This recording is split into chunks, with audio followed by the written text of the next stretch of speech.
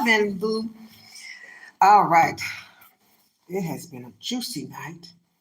Uh, with me getting such adequate rest last night, I woke up this AM early, and my thoughts were on Kendrick Lamar and Drake. So I started looking up the rich um, history of the two and asking some questions and analyzing the lyrics of their latest diss, things of that nature. So, futuristic book. I'll read you a little sample and then I'm going to get started on the 4-hour work week.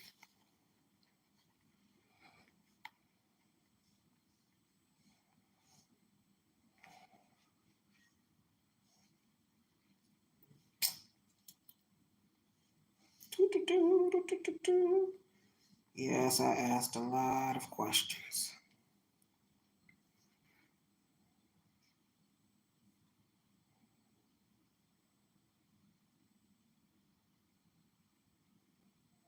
In the year 2045, because I asked what the life expectancy earlier was on my Snapchat of African American males and females. I wanted to make sure I was here long enough to be able to see it. So in the year 2045, the world buzzed with anticipation as the clock struck midnight, heralding the arrival of the most awaited musical showdown in history. The venue, a colossal arena, Rangrando 1st of May Stadium in Pyongyang, North Korea, pulsating with neon lights and holographic displays, teamed with eager fans from every corner of the globe. As the air hummed with electric excitement, the scent of anticipation mingled with the aroma of futuristic snacks and drinks. On stage, a towering platform illuminated in hues of blue and red awaited the contenders, Kendrick Lamar and Drake. The crowd's energy surged with each passing moment, anticipation crackling like static in the air. Holographic screens flickered to life, showcasing snippets of past performances and diss tracks, stoking the fervor of the crowd to a fever pitch. Suddenly, a hush fell over the arena as the first beat reverberated through the speakers, signaling the entrance of Pusha T. The opening act to the impeding lyrical battle, his commanding presence electrified the crowd, setting the stage for the clash of titans about to unfold.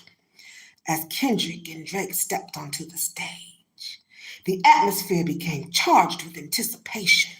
The crowd erupted into deafening cheers, their voices blending into a cacophony of excitement.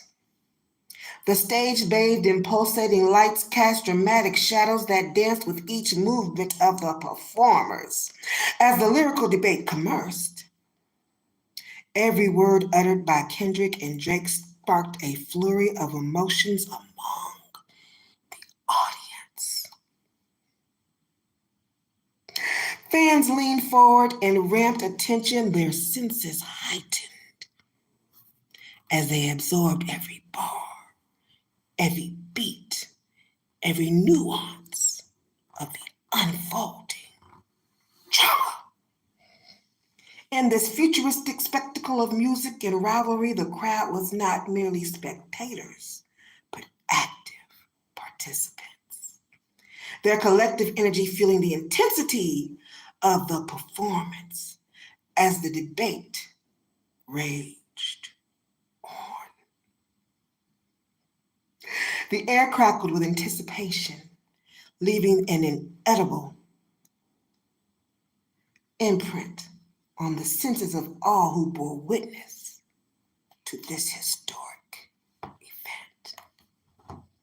If you want a different picture in life, start painting it. That was my paint therapy this morning. Yeah, I spent a few hours on that creative portion. All right. Hello, sweetness. I don't know how to pronounce your name. Ini Ha Vihin, yeah, I believe. So, yeah, I did a lot of investigative work this morning in regards to the disses that have happened over the past 12 years since they did their Club Paradise tour. So I have some requests for the universe. I'm going to put those requests out there and paint them with a book. All right. Okay. Now let's get started on the 4-hour work week. We are on chapter 8, honey. Yes. Step 3. A is for automation. Scotty, she's all yours, sir. All systems automated and ready. A chimpanzee and 2 trainees could run her. Captain Kirk, thank you, Mr. Scott. I'll try not to take that personally. Star Trek. Number 8, outsourcing life is this chapter. Offloading the rest and a taste of geo-arbitrage.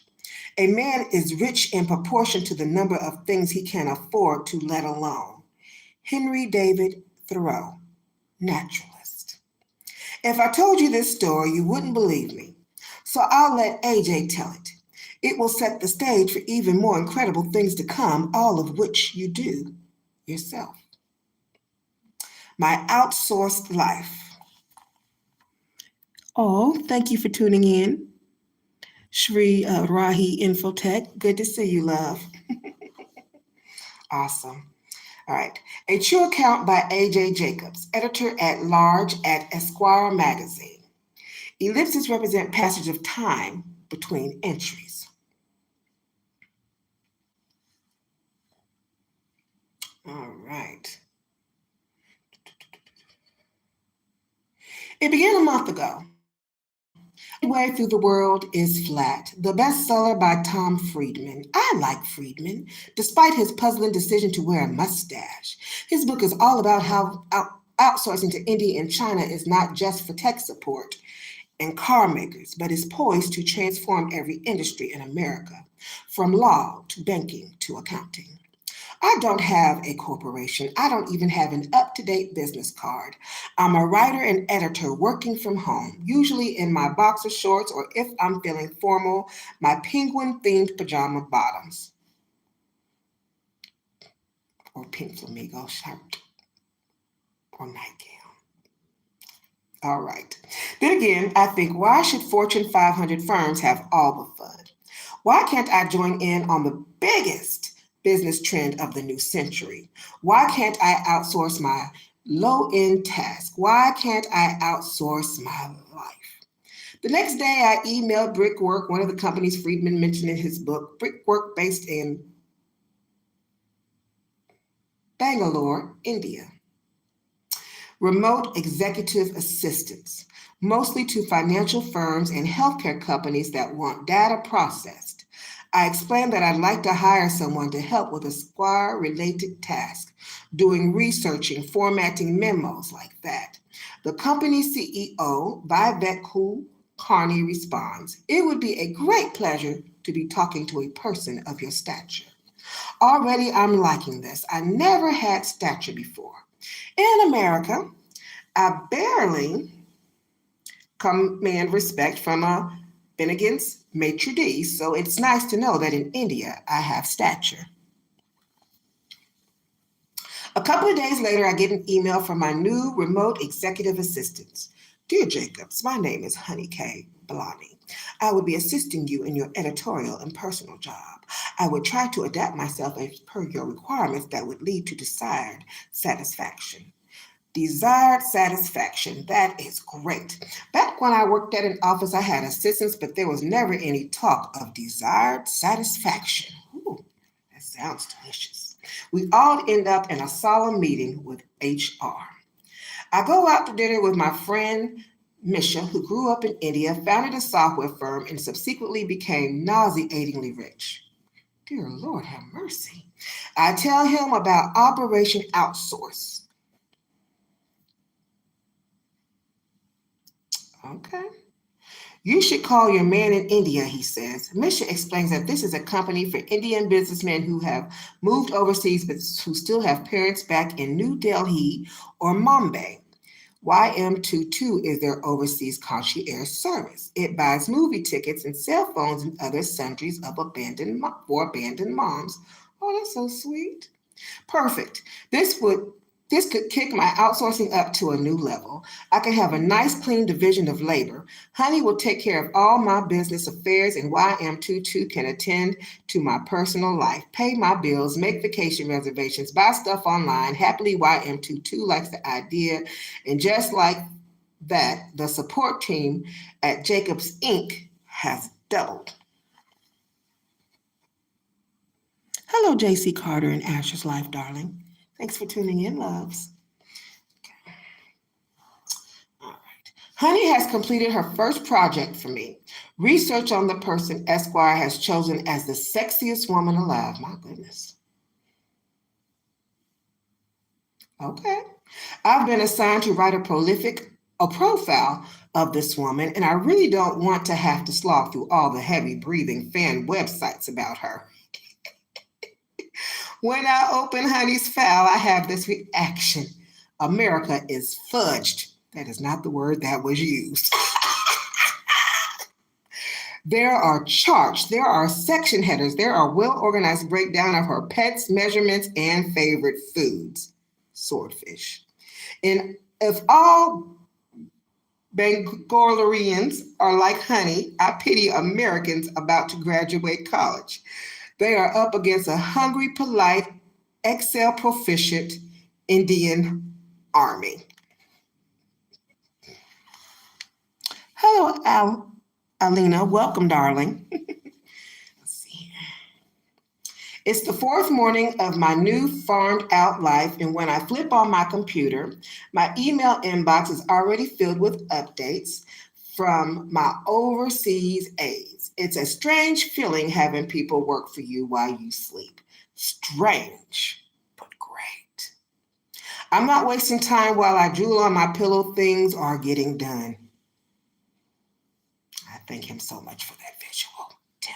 All right. Honey is my protector. Consider this. For some reason, the Colorado Tourism Board emails me all the time. Most recently, they informed me about a festival in Colorado Springs featuring the world's most famous Harlequin. I request that Honey gently ask them to stop with the press releases. Here's what she said. Dear all, Jacobs often receives mails from Colorado News. Too often. They are definitely interesting topics. However, these topics are not suitable for Esquire. Further, we do understand that you have taken a lot of initiatives working on these articles and sending it to us. We understand. Unfortunately, these articles and mails are too time-consuming to be read. Currently, these mails are not serving right purpose for both of us. Thus, we request to stop sending these mails. We do not mean to demean your research work by this. We hope you understand, too. Thanking you. Honey KB. I can't wait to look up Honey KB, honey. All right. This is the best rejection notice in journalism history. It's exceedingly polite, but there's a little undercurrent of indignation. Honey seems almost outraged that Colorado would waste the valuable time of Jacobs. I decided to test the next logical relationship, my marriage. These arguments with my wife are killing me, partly because Julie is a much better debater than I am. Maybe Aisha can do better.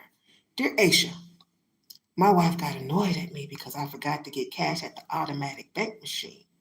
I wonder if you tell her that I love her by gently remind her that she forgets things. She has lost her wallet twice in the last month. Oh, how you gonna just tell her business like that? And she forgot to buy nail clippers for Jasper.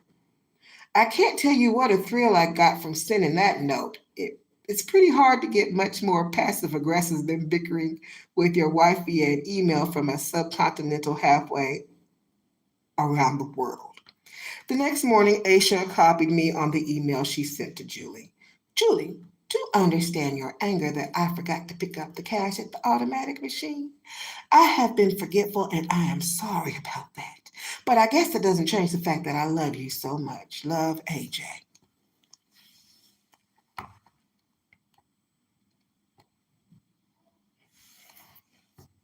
Okay.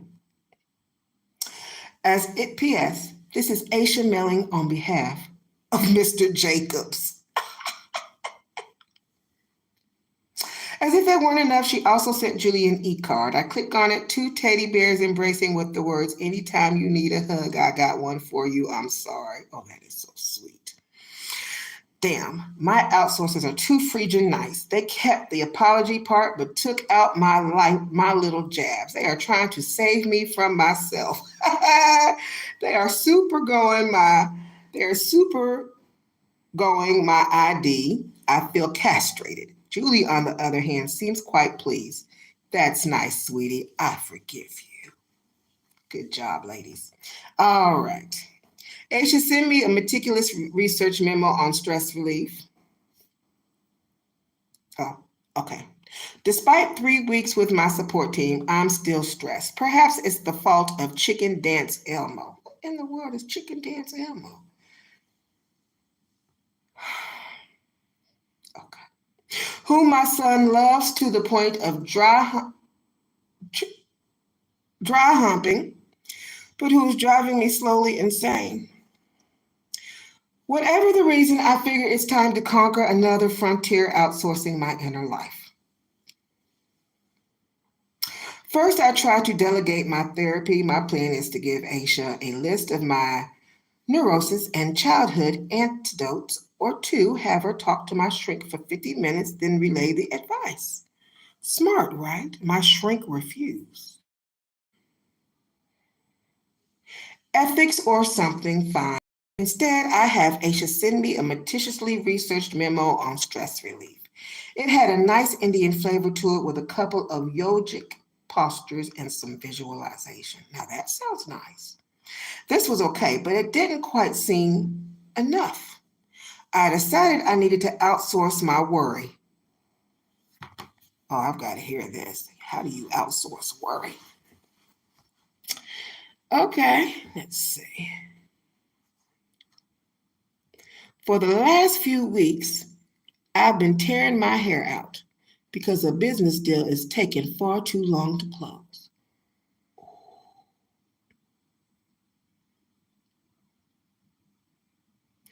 I asked Honey if she would be interested in tearing her hair out in my stead.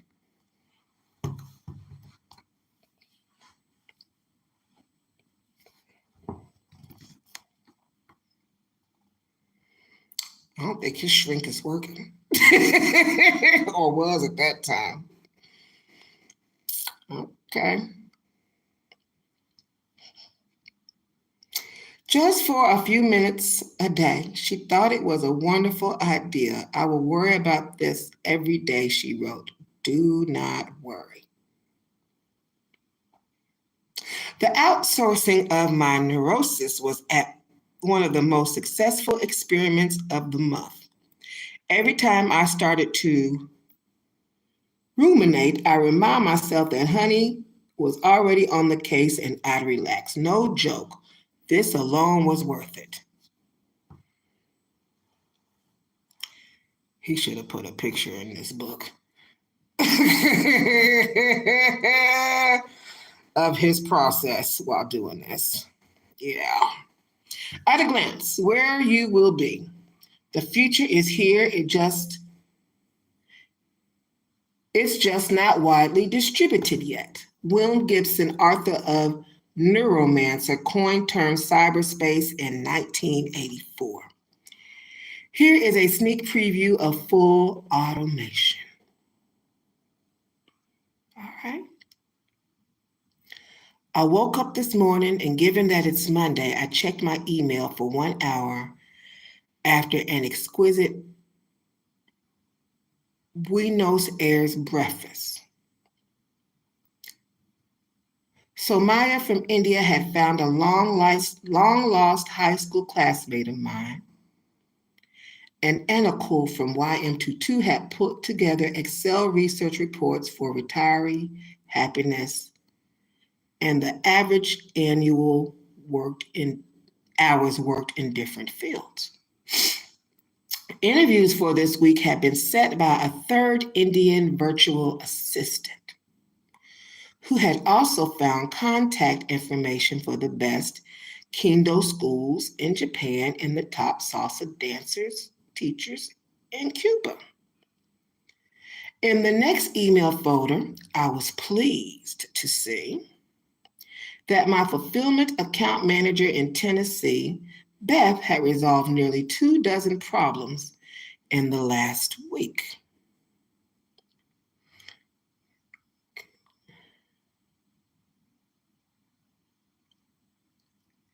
Keeping our largest clients in China and South Africa smiling, and had also coordinated California's sales tax filing with my accountants in Michigan. The taxes had been paid via my credit card on file, and a quick glance at my bank accounts confirmed that Shane and the rest of the team at my credit card processor were depositing more cash than last month. All was right in the world of automation. It was a beautiful sunny day, and I closed my laptop with a smile for an all-you-can-eat buffet breakfast with coffee and orange juice. I paid $4 in US money. The Indian outsourcers cost between $4 to $10 United States per hour. My domestic outsourcers are paid on performance or when product ships. This creates a curious business phenomenon. The library will be closing in 15 minutes. Thank you, dear. Public computers will shut down automatically 5 minutes before closing. If you have any materials to be checked out, please take them to the circulation desk at this time. If you need assistance finding materials, please come to the information desk. Negative cash flow is impossible. Thank you for your patience. Let's see. Fun things happen when you earn dollars, live on pesos, and compensate in rupees, but that's just the beginning. But I'm an employee. How does this help me? Nobody can give you freedom. Nobody can give you equality or justice or anything. If you're a man, you take it. Malcolm X speaks. Getting a remote personal assistant is a huge departure point and marks the moment that you learn how to give orders and be the commander instead of the commanded. It is small-scale training wheels for the most critical and non-rich skills, remote management and communication. It is time to learn how to be the boss. It isn't time-consuming, it's low cost, and it's low risk.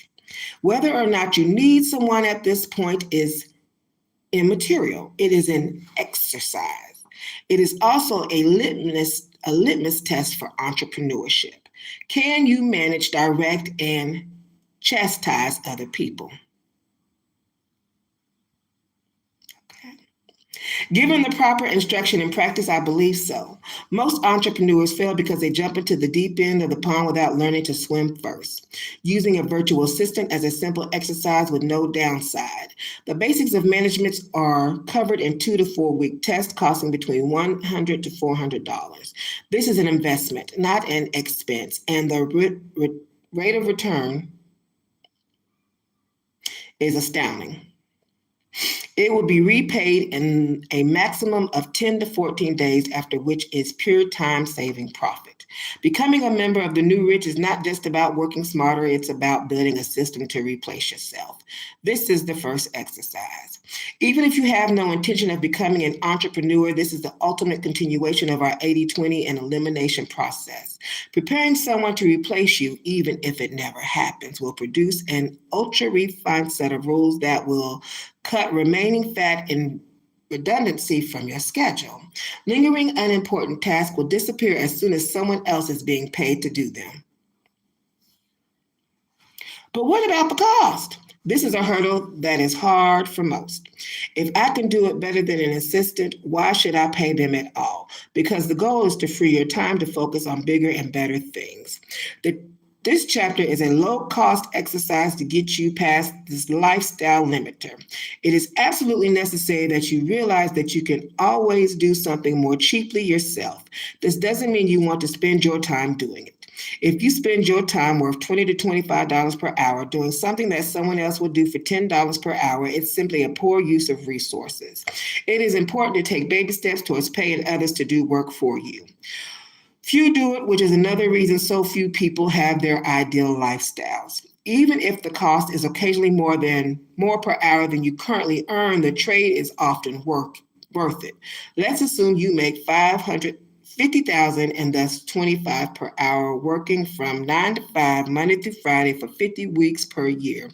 If you pay a top-notch assistant $30 per hour and he or she saves you one full 8-hour shift per week, your cost subtracting what you're being paid is $40 to free an extra day. Would you pay $40 per week to work Monday to Thursday? I would, and I do. Keep in mind that this is a worst case cost scenario.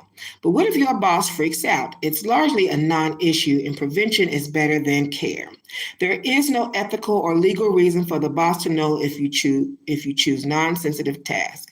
The first option is to assign personal items. Time is time, and if you're spending time on chores and errands that could be spent better elsewhere, a VA would improve life, and the management learning curve is similar. Second, you can delegate business tasks that don't include financial information or identify your company. Ready to build an army of assistants? You might as well just call them assassins.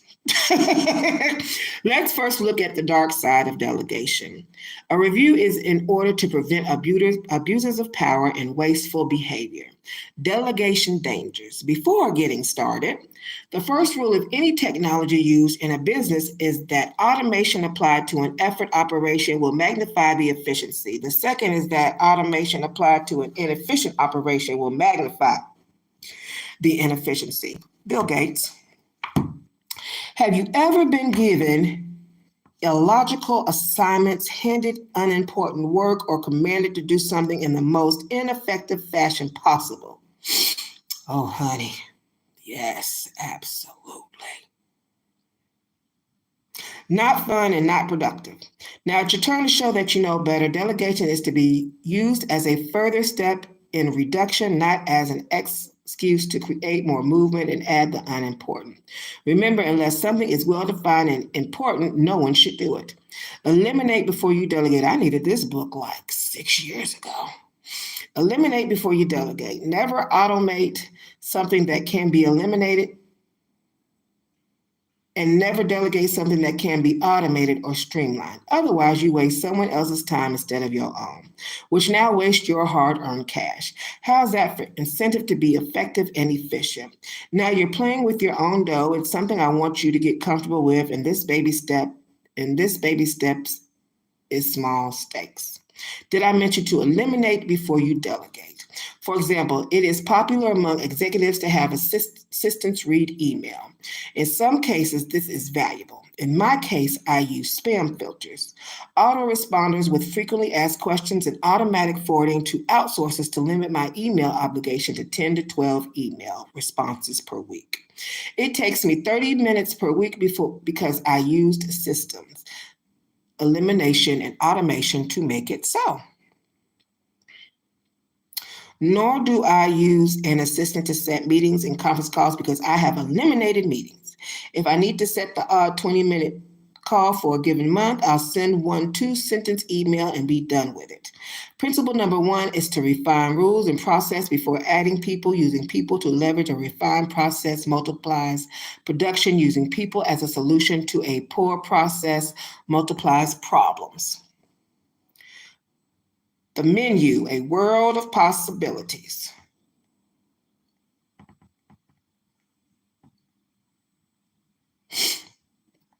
All right.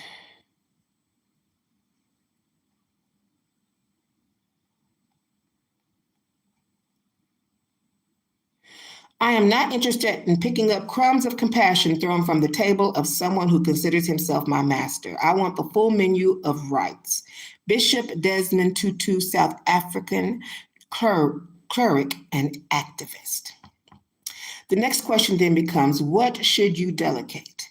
It's a good question, but I don't want to answer it. I want to watch Family Guy. I like Family Guy. It's been a long time since I watched it, though.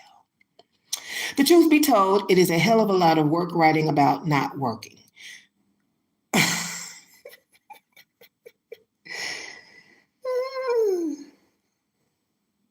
It is a hell of a lot of work writing. Yes, it is. Ritica of Brickwork and Vinky of YM2 are more than capable of writing this section, so I'll just mention 2 guidelines and leave the mental hernia of detail work to them. Golden rule number 1. Each delegated task must be both time-consuming and well-defined. If you're running around like a chicken with its head cut off and assign your VA to do that for you, it doesn't improve the order of the universe. Golden rule number 2. On a lighter scale,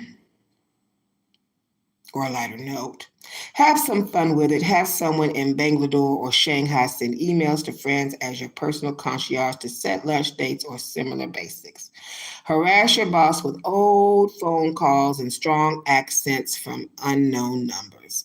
Being effective doesn't mean being serious all the time. It's fun being in control for a change. Get a bit of repression off your chest so it doesn't turn into a complex later. And we're going to pause it right there. Today is Friday. And I'm hoping, of course, that you all have a lovely, marvelous weekend. The library will be closing in 5 minutes. Any materials to be checked out must be taken to the circulation desk at this time. If you need other assistance, please come to the information desk. I'm on Platform in the Morning, Ugly Girls Club, Circus Ray. We're going to be talking about dating.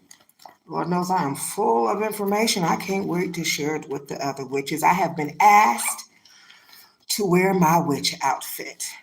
I was debating between the elegant witch outfit and my new witch lingerie with the ghost and pumpkins on it. But I think I'm just going to wear my witch outfit, the long, elegant one that I wore the last time, and then do some videos after. If you're able to join us, it is at 11 a.m. Eastern Time. And I will put the Patreon link, of course, in the comment section and on top of the description before my bio so that you don't have any trouble finding it, loves. And I hope that you do come. We're going to be discussing some juicy things and then also some spells. I love spells. So yeah, come get into it with us and have a juicy, delicious, delectable time. Peace, loves. I won't be back for the weekend regarding the book reading. See you Tuesday. Yes. Full joy throughout your next few days, okay? Shake it, drop it like it's hot, party like this, party like it's 1999, whatever you want to do. Thank you for tuning in, Love Tubers. Have an awesome one. Mwah.